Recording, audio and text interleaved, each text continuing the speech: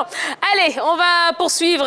On va parler maintenant du CHAN 2020. Deuxième journée du groupe A, puisqu'on a joué ce mercredi la deuxième journée du championnat d'Afrique des Nations. Ouais, groupe A. Alors, écoutez, il y a eu deux belles rencontres. Cameroun-Mali et puis Burkina Faso-Zimbabwe. On commence avec cette rencontre entre le Cameroun et le Mali qui s'est soldée par un but partout.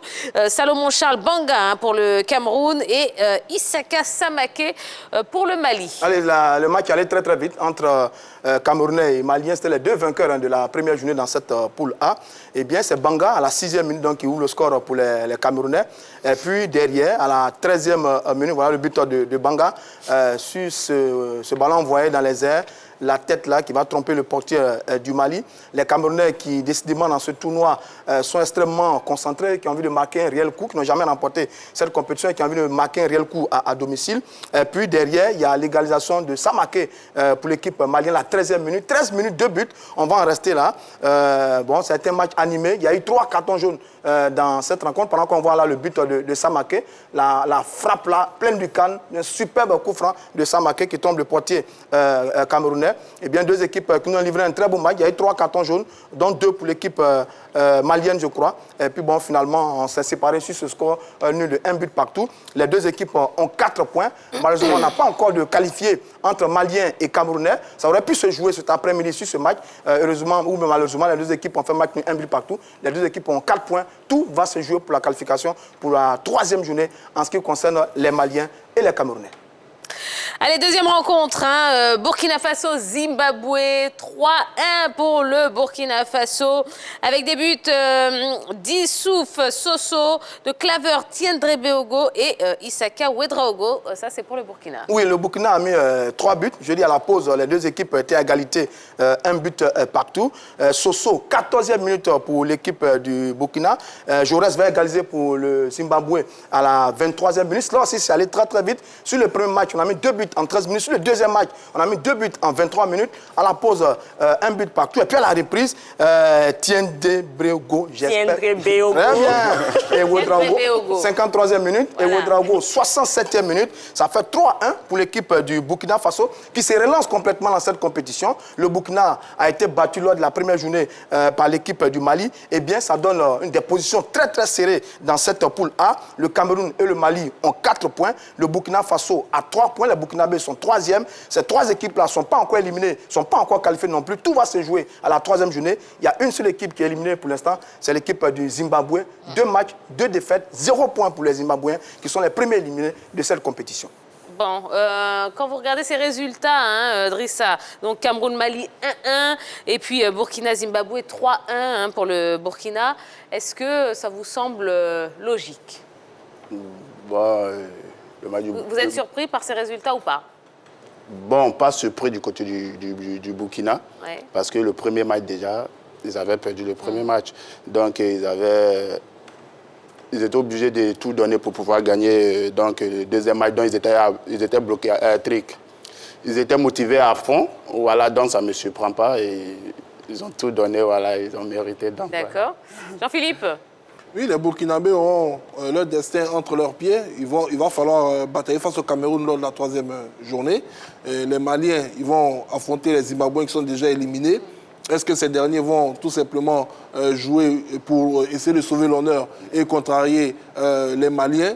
Mais je pense que la 3e journée va donner une affiche assez explosive entre Burkinabé et Camerounais. Je suis quand même surpris du parcours des Burkinabés, même si ces dernières années, avec certains clubs comme Salitas, ils arrivent à faire de belles performances en compétition africaine. Cela rejaillit sur les sélections locales. Du côté du Zimbabwe, on sait que c'est un pays qui évolue en Afrique australe, où le niveau du championnat est généralement élevé. Ils n'ont pas des joueurs qui sortent comme ça de leur zone, donc ils peuvent traverser un noyau dur pendant un certain moment. Mais là, les Burkinabés les ont bien surpris, 3-1. Cette compétition est en train de nous réserver quand même de très belles surprises. Bon, il y a une finale dans cette poule qui va se jouer donc à la 3e journée. C'est Cameroun-Burkina Faso. Les deux équipes-là vont aller chercher la qualification. Et dans ce cas de figure, il y a le pays organisateur qui sera porté par la nation, par le public, par l'environnement. Et les Camerounais vont chercher à confirmer, même si là, ça a coincé un peu pour cette 2e journée face à l'équipe du Mali. Et puis il y a le Burkina Faso qui n'a plus rien à perdre, qui va jouer son va-tout face au pays organisateur. Ça va être un match incroyable entre ces deux formations. Et puis derrière, il y a Mali-Zimbabwe. Les Maliens sont peut-être à une position légèrement belle par rapport aux Zimbabwéens qui sont éliminés. Et j'avoue que j'ai échoué dans mon pronostic, hein, parce que j'avais pronostiqué sur mon trio gagnant Zimbabwe, Ouganda et Cameroun. Là, le Zimbabwe est éliminé. Alors cette équipe du Zimbabwe, j'avoue que c'est vraiment ma déception, parce que sur les deux dernières CAN, au niveau non, les deux dernières CAN même, 2017 et 2019, ils avaient fait un bon parcours en terminant quand même dans leur poule éliminée en poule, mais ils avaient montré un meilleur visage. Et j'avais pensé que, compte tenu de leur régularité, 5e participation et le niveau de la compétition, que cette équipe du Zimbabwe allait faire de belles choses. Malheureusement, elle est complètement passée à côté de sa compétition. 2 matchs, 2 défaites, déjà éliminés. Bon, est-ce qu'ils vont sauver l'honneur pour la 3e journée face au Mali?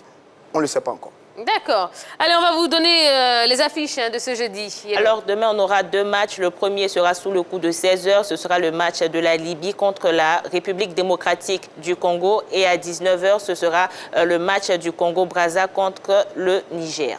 Allez, pronostics rapidement. Libye-RDC, ça va être un gros match. C'est 2 anciens vainqueurs. Les 2 équipes ont déjà gagné cette compétition. Sur la première journée, la Libye a fait match nul avec le Niger. La RDC a battu le Pronostic, Congo. René Stéphane.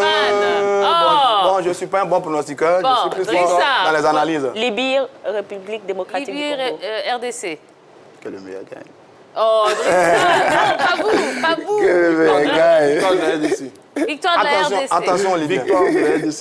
D'accord. Et puis, deuxième rencontre, Yellow? Congo-Niger, victoire du Congo. Victoire du Congo. 1-0. Bon, eh bien, on sera fixé demain. Allez, Drissa, il nous reste quelques minutes à peine à passer ensemble. Vous avez évolué avec la sélection nationale à prime. Qu'est-ce qui a manqué à la Côte d'Ivoire pour participer à ce CHAN? Je peux dire manquer de la chance. Surtout. La chance? Ouais, Surtout. surtout. Ben, je trouve que déjà, le match ici, ils ont tout donné. Ils ont tout donné, malheureusement. La victoire n'est pas venue. Voilà, la victoire n'est pas venue. Donc, c'est le football. Le football, ça arrive, il y a des moments comme ça. Voilà, quand ça vient, il faut prendre ça positivement et puis essayer d'oublier et puis se concentrer encore sur les compétitions à venir. Voilà.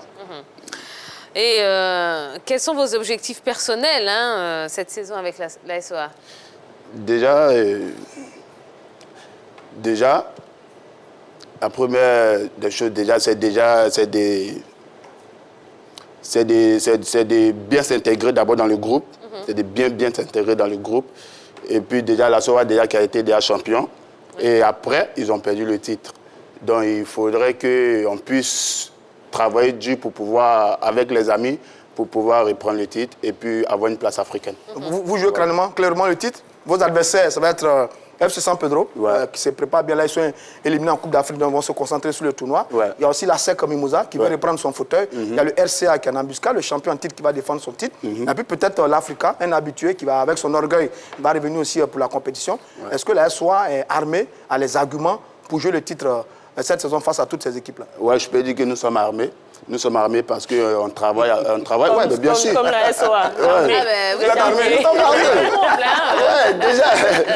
Bien sûr. L'équipe de l'armée est armée. Voilà, c'est tout. Et puis j'ai confiance à mes coéquipiers déjà avec le président qui nous, vraiment, il met tout à notre disposition. Et puis les coachs aussi déjà. En tout cas, je trouve qu'on a un bon groupe pour pouvoir... Voilà quoi. Ça travaille bien, ça se prépare bien. Ouais. Est-ce que la pause ne vous perturbe pas? Non, au sein du pas. groupe, il y a une belle ambiance qu'on a envie de retrouver tout de suite le terrain. Oui, effectivement, la pause ne nous perturbe pas. La pause ne nous perturbe pas puisque, comme je l'ai dit, nous, on continue toujours les entraînements, on continue toujours de se préparer et on joue toujours les matchs amicaux pour pouvoir bien se préparer, pour pouvoir mieux entamer le championnat lorsque ça va reprendre. Donc voilà quoi. D'accord. Allez, dernière question pour vous, Drissa. Quels sont vos rapports aujourd'hui avec Patrice Baumel? Bon, à vrai dire, on n'a pas de trucs, comme je peux le dire. Il n'y aura pas de Vous avez des contacts ou pas? Non, pas de contact, mais j'ai eu à faire une présélection avec lui au moment où Hervé Renard était là. Oui. Voilà, c'était une compétition où on devait jouer, lui et moi, où on devait aller participer, mais malheureusement on n'a pas pu partir par rapport à l'Ebola à ce moment. C'était voilà.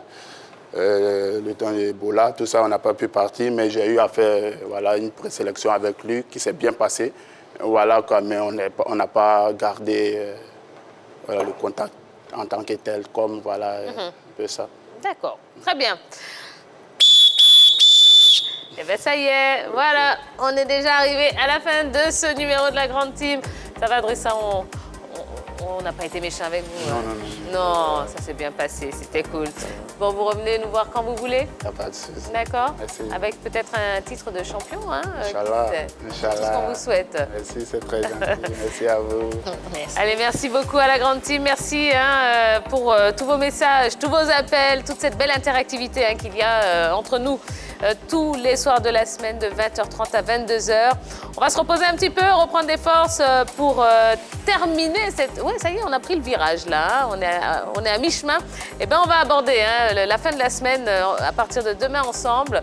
Allez, reprenez des forces, soyez prudents. Et puis le rendez-vous, vous le connaissez, c'est à 20h30 sur la 3. Passez une excellente soirée. Bisous, bisous. Bye bye.